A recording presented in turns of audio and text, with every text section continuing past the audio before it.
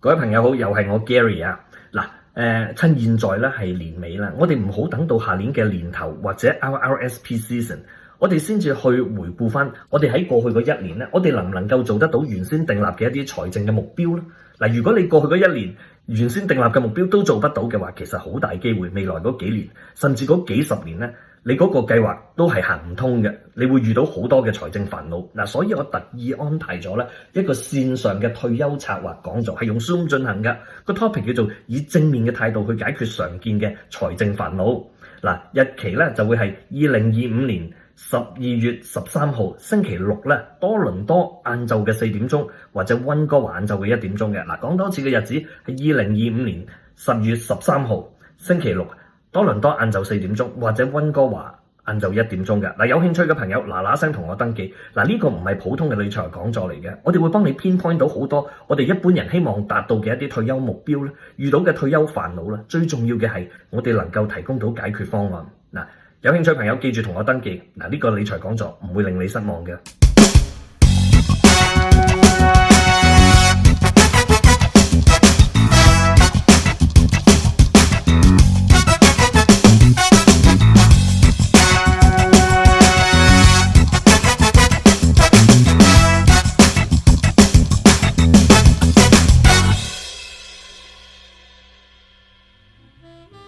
各位朋友你好，又係我 Gary 風流才子嘅 Gary 同我拍檔 Nancy 嘅。Hello， 大家好，我係 Nancy。係啦，咁大家見到一啲好柔熟嘅背景啊。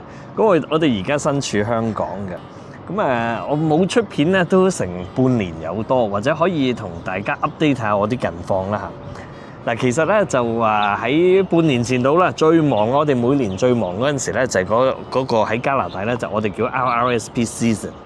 就即係話每年嗰段時間咧，即係啲朋友都可以去參與一啲叫做自願性嘅儲蓄退休計劃，又或者去到4月尾嗰陣時咧，我哋會報稅，一啲叫稅務季節。所以通常咧頭嗰半年咧，啲朋友咧就最有心思去點樣去 plan 佢哋嗰啲即係未來一年咧一啲稅務啊，或者甚至係佢嘅退休安排嘅。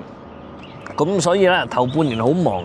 之後咧，我亦都做咗好多 local 嘅一啲 seminar 啦，咁現有客戶嘅 seminar、local seminar， 咁望咗好多，咁直至去到咧大概9月10月啦，咁我哋就差唔多叫做比較輕鬆啲嘅時候啦，咁我哋即係公司又搞咗一啲叫做 conference， 咁我哋一齊都參與咗，就去咗北京啊、上海啊咁樣玩咗10日，咁叫做開下會啊。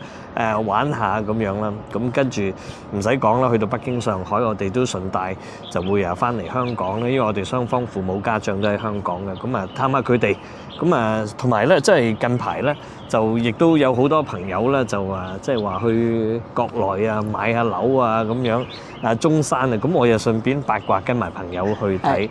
嗱，咁所以咧，我哋今次呢一條片咧，就會講下一啲新嘅諗法啦，同埋一啲我喺內地嘅一啲見聞同大家分享。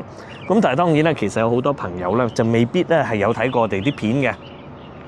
咁我不妨好簡略咁講解我哋嘅背景咧。嗱，咁我老婆咧，佢咧就係一個註冊嘅移民顧問嚟嘅，係有 license 嘅。咁全名係叫咩啊？RCIC。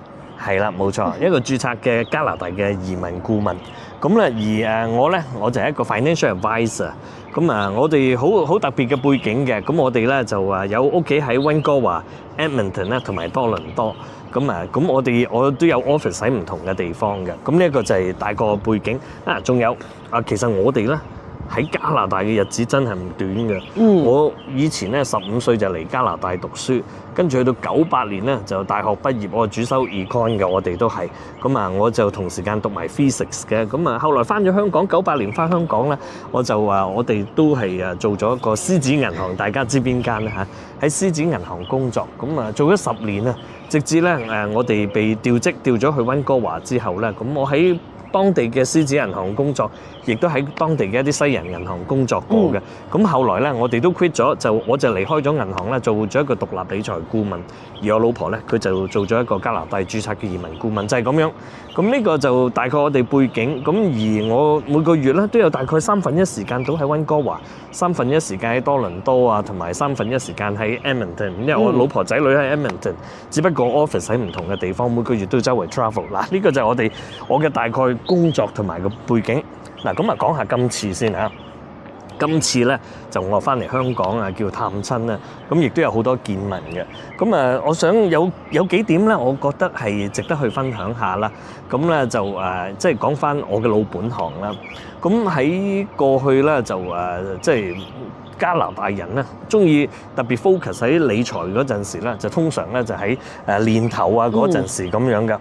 咁而即係我會覺得咧，真真正正應該去 plan 咧，就唔係話年頭嗰陣時先至去做嘅，應該去真真正正咧考慮幾時去 plan 咧，係1年之前或者可能之前嘅年尾，咁我哋開始去 plan， 年尾就開始要去 implement 我哋嘅計劃啦。咁嗱，講翻到今次啦嚇，點解我會翻嚟呢一度咧？咁我有少少嘅諗法嘅。咁啊，因為好多朋友啦，佢同我講：喂 Gary 啊，即係我喺香港以前有啲舊朋友啦。咁佢哋咧就話啊，我諗住第時買間樓喺中國大陸喺中山退休啊。大灣區啊，而家大灣區啦，冇錯啦。咁啊，甚至我喺加拿大都有啲朋友，甚至一啲客人啦。咁佢可能係買咗啲物業啊，又或者係喺翻去即係去中國啦，咁啊買去內地啊大灣區啦，買定啲樓，諗住第時退休去安排㗎。咁但係點解佢哋咁諗啦嚇？咁都係因為其實講真咧，人到中年啦，好似我哋呢啲中年人，又或者一啲係已經退休嘅人士啦，佢哋一定係要去諗去點樣去安排退休嘅。嗱，個原因係乜啊？因為其實講真咧，就唔係話人人咧都懂得點樣去做投資嘅，咁所以即係佢哋去諗下去中國內地退休有幾個原因嘅。一方面內地個發展好啦，生活都好啦，嘢食又平啊，咁樣即係叫做吃喝玩樂都幾好。咁所以佢哋咁樣諗咧就冇錯嘅。咁同埋因為有好多朋友佢亦都未必係一啲好懂投資嘅人，咁所以咧。即係佢哋可能咧就諗住乜嘢咧？諗住即係退休嗰陣時咧，就可能賣咗香港嘅物業。你諗下喎，香港物業喐下都500-600萬，甚至更多。如果你諗下600萬賣咗個物業，去內地去買間物業咧，就我哋呢幾日咧跟人哋去睇見過啲咩咧？150萬啊，160萬、170萬到100幾萬人民幣可以買到間屋。咁你 imagine， 如果你賣600萬賣咗個物業，攞可能150-6萬買翻間屋，你仲有400幾萬去使，應該理論上都係好夠㗎，係咪啊？咁因為好多人佢都唔知點樣去做投資，或者佢唔係好識去做投資，呢一種咧都算係一個幾可行嘅方法。咁同埋咧就即係因為你要知道咧，人老咗咧就好多時就嗰個膽亦都細咗啊！最驚係乜嘢啊？最驚咧就係啲資金咧唔夠用啊。OK， 咁最驚資金唔夠用，咁所以你話買咗個物業，咁跟住咧就再買翻一個平啲嘅物業喺國內咁樣咧，咁係一個可行方法。咁但係個問題咧，呢一種做法咧都未必能夠咧真係保證你退休夠用嘅。點解咧？當然我哋今天我哋去睇咧，你有幾百萬啦，可能400-500萬都好多嘅錢。咁但係你唔好忘記喎，即係因為始終我哋退休嘅人士咧，即係保守估計你都起碼有20年嘅退休生活，或者20零年咧。因為點解咧？喺香港嘅朋友退休咧，有陣時有啲被逼退休，可能50零歲退休，又或者一般都係60歲退休㗎啦要。咁因為我哋中國人一般都算比較長壽，好多時都大概85歲到嘅年紀啊，平均年歲都有。咁即係換言之咧，你起碼有20或者25年嘅退休生活。咁我哋喺加拿大有65歲退休啊，咁可能你計退休生活係需要20年嘅資金咁所以嗱，而家呢一度個概念上就有點衝突。點解咧？一方面咧，好多朋友佢退休，佢唔係好識做投資，咁所以可能啲資金會通常來來去去係點啊？放出去一啲定期，放咗一啲定期嗰度嘅話，咁定期嘅利息就比較低啦，係咪？嚇咁所以即係夠唔夠用咧？我記得我回想翻起啦，我以前咧就我98年翻嚟香港工作咧，我喺我第一份工作嗰陣時咧，我有個同事啊。佢65歲退休，咁佢當時攞咗50萬退休金，咁我嗰陣時我啱啱就叫初出茅廬啦，咁我喺度聽到，哇有成50萬退休，幾十萬啊，有實夠使啦，係咪啊？咁但係我哋而家回望翻今天，我98年嗰陣時識佢，佢又退休啦，咁27年，咁你估下佢當時嗰50萬夠唔夠退休咧？唔使講嘅，我哋好多時尤其我哋中國人咧比較保守，即係通常啲人就會覺得，到你退休嗰陣時，你又賣咗啲投資物業啊，賣咗股票啊，賣咗基金，盡量咧就去攞去做定期，揸晒啲現金。係啦，冇錯啦，咁咧就專注做定期，要變得保守嘅，穩陣啊嘛。係啦，嗱，即係呢一個係好多人嘅一個 stereotype 嘅諗法咯。咁但係啱唔啱啦？我自己個人未必太過 agree， 因為我見過太多人咧，就算佢喺退休之前或者佢以前工作嗰陣時，可能揾好多錢嘅，咁佢未必好懂得退休，唔係懂得佢未必好懂得投資。嗱，坦白講，香港人咧其實冇幾多人真係懂投資嘅，通常啲人都係炒買賣，損手爛腳嘅啫。咁所以佢哋咧都知道嘅，退休嗰陣時唔好亂玩啦，做下定期就算。咁但係呢一樣嘢，你有個 contradiction 啊嘛，即係有個衝突喺度。因為點解咧？退休通脹就永遠咧就唔會停嘅，唔會因為你退休停㗎啦。係啦，唔會因為你退休停。咁同埋咧就使費咧就永遠係會越嚟越貴。但係定期咧，亦唔會話有一個好嘅回報。嗱，即係好似我哋喺加拿大咁樣啦，亦都好多即係朋友啦，咁可能咧佢會學似好似香港嗰啲朋友咁樣，即係都有興趣搬嚟大灣區啊，買間屋啊咁樣。咁但係當然亦好多朋友可能仔女都喺加拿大，佢未必咧會諗住去嚟國內買，會離開。咁佢哋通常嘅做法係點啊？賣咗間大屋咯，係啦，冇錯，有個字好流行講嘅 downsize。係啦，佢哋通常咧就叫一樣嘢咧叫 downsize。咁咧就即係咁，但係呢樣嘢有個考慮就係你未必係太開心，因為你可能賣咗間屋，我移民嗰陣時一家大細住落㗎啦，甚至住咗成30年。我30零歲移民，啲細路仔細個，而家大出身啦，咁到我老嗰陣時要賣咗一間屋。咁冇錯，都好值錢嘅，喺溫哥華啲屋，即係你當喺好似溫東啊或者 Richmond 一啲屋啦，都100幾200萬都走唔甩㗎啦，接近係咪？咁如果但係你買咗間屋點啊？所謂 downsize 就我可能去搬去間細啲嘅可能 condo 我估而家喺 Richmond 走唔甩都80萬㗎啦，買間2房。咁如果你要咁樣去賣咗，咁剩低啲錢點啊？嗱，通常我接觸好多客人咧，就係喺 downsize 之後咧去做定期。嗱，亦都 go back 翻去，好似我開頭講緊，我20幾年前啱啱畢業嗰陣時，我接觸個同事，佢拎住50萬港元，我覺得好多。咁呢唔使講，呢一種情況亦都會發生。我哋喺今天，如果佢200萬賣咗間 house， 買咗間80萬嘅 condo， 拎住120萬好似好多，佢攞去做定期，佢諗住咁夠使啦，夠使一世啦，係咪啊？同埋保本啊嘛。係啦，佢哋成日都諗保本 ，OK， 但係我估呢個係中國人喺嗰個概念上嘅徹底錯誤嚟嘅。點解咧？因為佢哋成日講緊保本，保本係咩咧？其實佢可能心裏面諗係保值嘅。嗱，保本嘅意思即係保證你唔會蝕，即係你個dollar amount唔會少得過你之前。的而且確你定期係做得到嘅，定期絕對做得到。咁但係個問題就係你保本，咁你係咪保證個回報咧？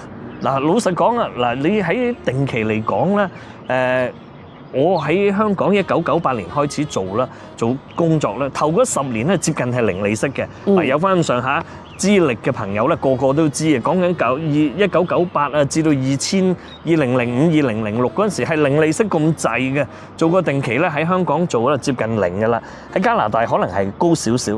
咁但係個情況係點樣咧？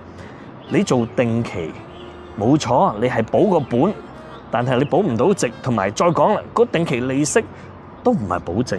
嗱，我哋回想翻啦，大概喺2022年咧，3年前咧，2022年俄羅斯烏克蘭打仗啦，咁啊之後啊同時間咧就係美國咧又量化寬鬆，又係咁印銀紙喎嚇，咁啊點知佢印銀紙嗰陣時啊冇人估得到佢啊竟然咧就加息，大概係 exactly 3年前左右啦，2022年嘅9月度啊開始瘋狂咁樣加息，嗰段時間做過定期咧的而且確係好高息嘅，可以去到成5厘半嘅。咁所以好多朋友咧尤其嗰段時間，可能啱啱嚟到加拿大或者啱啱退休嗰啲朋友咧，佢哋話：哇個市場太動盪啦，咁啊不如都係唔好啦，還掂定期保證都有5厘半啊，有成5厘半啊，有成5厘半啊，食息都得啦咁好啦。嗱，go back 翻去 fast forward 去3年後嘅今天。嗱，做喺我當然我頭先講嘅係加拿大嗰啲定期嘅利息 ，fast forward 到今天大概係幾多？2厘7、2厘半咁上下啦。你做過定期，咁冇錯。咁首先第一個本係保到嘅，但係你個回報有冇保證？原來做定期都係冇保證嘅喎。到今天好多朋友啦，個定期到咗期就揾我話：喂 Gary，你覺得有啲咩好做？個定期利息咁低，咁跟住我話咁當然有好多嘢都啱嘅。咁嗰啲朋友好多時都講開就話：嗰陣時啊高啊，3年前嗰啲定期利息咁啊，真係計起嚟都夠使㗎。咁冇錯，嗰陣時係夠使啊嘛。但係又或者可能佢知唔知道？如果3年前佢肯去做一啲比較溫和嘅投資，可能係一啲溫和啲嘅股票類型投資，3年後嘅今天，佢得到個回報係幾多啦？差唔多接近100% 嘅回報。嗱，當然我唔係 suggest 你去做啲咩風險高定低嘅投資，不過我想同你講就係喺個 market 裏面個 opportunity 有好多嘅，你一定要去懂啦。咁當然係咪適合你嘅？我哋會大家見面嗰時，大家去討論。我哋去講下究竟點去量度投資啊？究竟投資回報點樣去計算，風險點樣去釐定？但係我想帶出個概念就係話，當你以為你 make 咗一個好好嘅 decision 嗰陣時，可能你個損失係好大。例如好似嗰個投定期咁樣啦，當年5厘半，跟住第2年已經去跌到去落去得3厘幾、2厘幾。你過去呢3年嗰個總利息可能有幾多到啊？10厘到咯，我估可能。咁基本上就係我哋要平衡翻保本同埋保值嘅重要性啦。係啦，嗱啲朋友就係咁，呢個 good point。因為點解咧？好多人就成日都講保本，但係 OK，你保唔保到值咧？咁啊，但係保值嘅嘢咧，冇錯，佢真係唔保本，一定有浮動性。但係 eventually，如果你能夠保到值咧，你就會保到本。咁好似頭先個例子，過去嗰3年，佢可能累積賺到個利息係大概 10% 到，但係如果佢肯做一啲投資嘅話，可能有機會高達100%，係真實嘅。如果係我嘅客人就知，咁但係當然啦，啱唔啱係另作別論。咁但係我想講嘅呢個就係 opportunity cost，嗰個叫做風險成本啦，係咪？即係你接受一啲所謂保本嘅，其實 in fact 你損失咗一個真真正正嘅一個回報，或者係一個真真正正嘅你原本可以有機會得到嘅利潤啦。咁個結果就係削弱咗你嘅購買能力。冇錯啦，保值啦。嗱，所以喺呢一方面咧，我做咗呢個行業20幾年啦，咁我的而且確真係知道咧，中國人咧喺理財呢一方面咧有一個好嚴重嘅錯誤觀念，佢哋將一啲叫所謂保本啊，同埋即係一啲保值啊咁樣撈埋咗嘅。咁個問題啦 ，OK， 喂 Gary，我哋都中年人嚟啦，咁又或者有啲朋友話，喂 Gary，我退咗休喎，係咪應該做下定期啊嗰啲啊？嗱，我唔係好 agree 呢個做法。中國人有陣時係非黑即白嘅，一係就好進取。一係咧就即係一係就話哇，唔通我俾你攞去賭啊咁？其實唔係嘅，我哋唔係話一定要好進取，一定就要好保守。有啲嘢 somewhere in between，可能係介乎喺中間嗰度。咁我哋點樣去取一個平衡咧？咁呢一方面咧就係我想帶俾啲朋友，我亦都好希望咧，即係俾佢哋知道嗱，你去做一個 retirement planning 咧，唔係淨係唔係淨係一啲未退休嘅人嘅。嗱，好似我哋呢啲中年人唔使講啦嚇，過多10零年都退休噶啦要，咁我哋咪要去 plan。咁但係退咗休嗰啲人又點？嗱，退咗休嗰啲更加要 plan。點解咧？你退休之前，你好多時都會覺得賺定唔賺，我起碼有份人工。倒翻轉啦，到你退咗休，因為你冇人工，你淨係 rely on 你嗰個可能一啲手上嘅資金，你係更加應該令到佢發揮得好啲。我唔係叫你去賭，唔係叫你去博，但係 at least 你要取到個平衡咯，唔係話一味講保本，但係又唔保值，因為保本唔保值嘅嘢咧，其實係 guarantee 輸嘅。係咪？咁我想俾大家知道，未退休嘅朋友，好似我哋呢啲中年人，其實你肯去 plan 10年嘅話咧，係可以製造到一個翻天覆地嘅改變。退咗休嘅人，除非你退咗休唔需要用錢啦，否則你退咗休，你更加要去 plan。係啦，呢一個就係我想帶俾大家嘅概念。咁當然啦，今日我唔能夠一次過講得晒嘅，所以特意安排咗我哋一個理財講座。你信我，可以改變到你好多想法，甚至改變到你往後嘅前路點樣去走，改變到好大嘅，可以製造到一個好大嘅改變。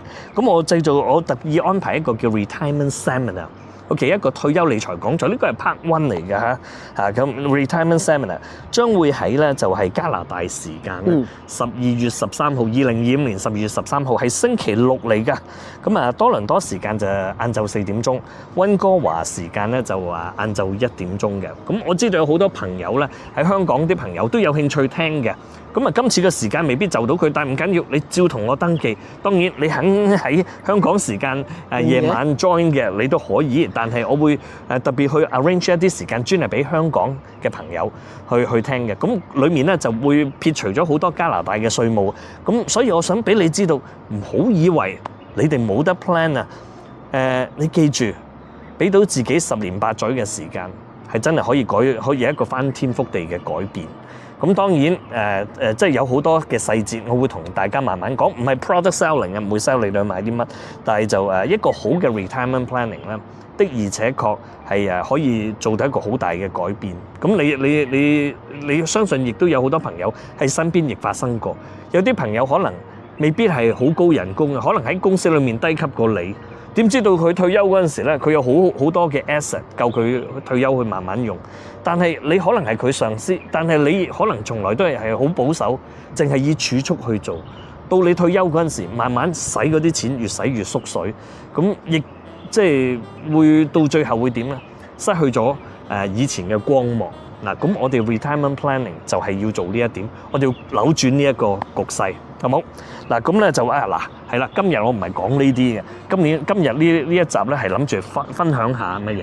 我哋記得 email 我哋登記啊。係冇錯，嗱，爭啲掛住講啦。你如果想 join 我呢個 seminar， 記住 email 我登記。不論你喺加拿大嘅朋友或者係香港嘅朋友，都可以 email 我登記啦。咁好啦，今日呢一集講咩啊？講我哋喺中國大陸咧，我哋旅行，即係跟朋友去睇下樓啊，喺中山嘅一啲見聞 ，inspire 咗我好多諗法嘅。有啲朋友當然係中意，可能諗住過去退休；有啲朋友啊中意咧兩邊走。我有啲朋友咧係有啲客人咧喺加拿大咧買咗間屋咧，搬咗過去咁甚至帶曬啲錢佢喺嗰度一路退休。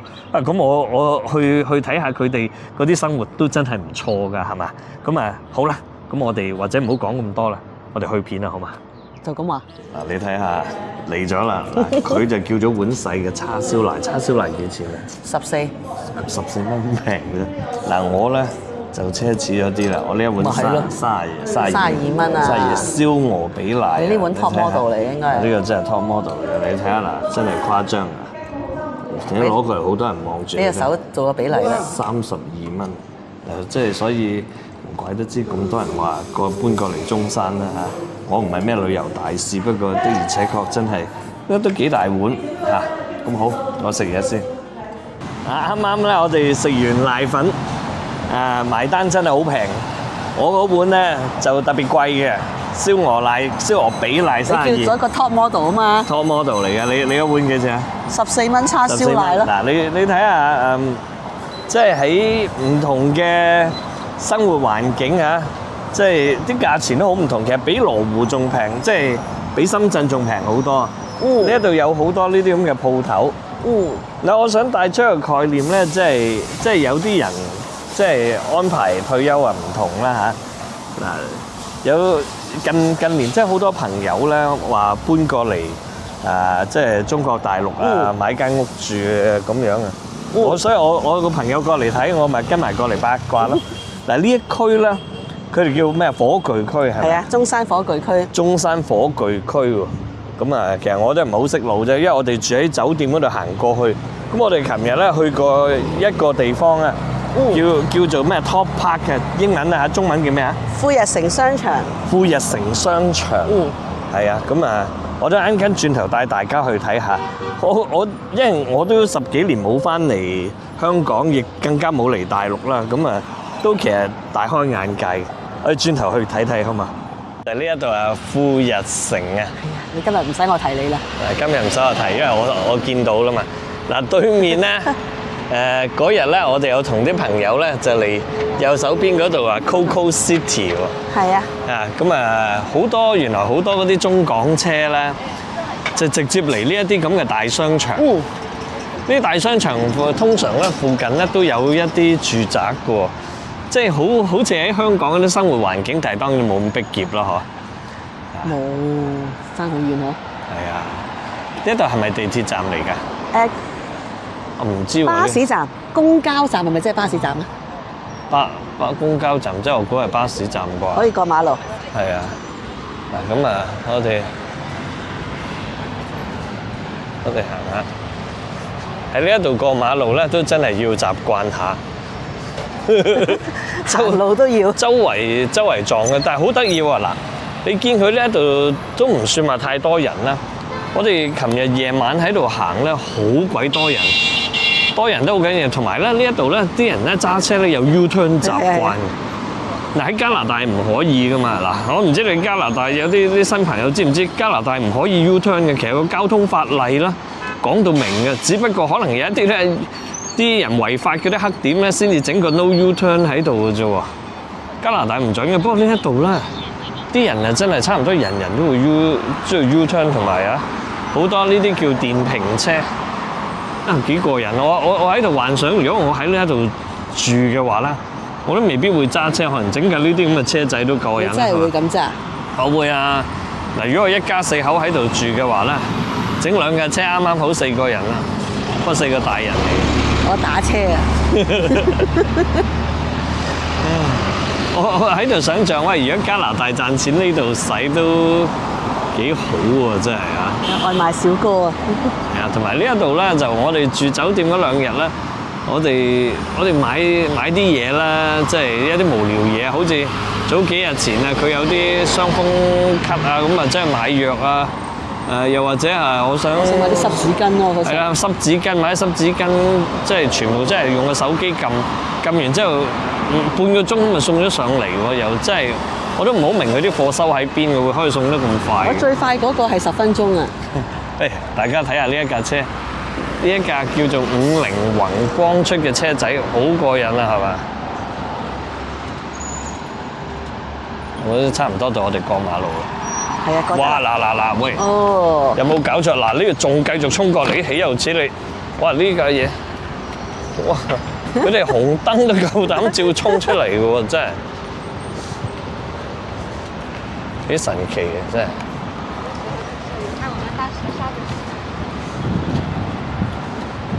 其實你覺唔覺得今日好熱啊？其實21月9號啊，今日，即係你又估唔到啲，即係好似完全冇秋意嘅。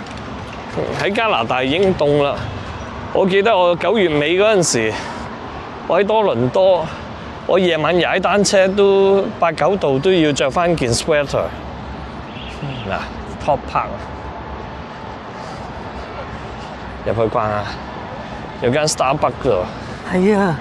應該裡面有入口㗎，係咪啊？冇啊。有喎。有喎，嗱，真係要入去逛下。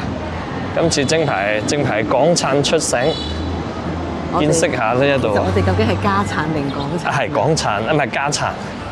我哋應該家產先啱。而家入咗嚟呢個商場啊，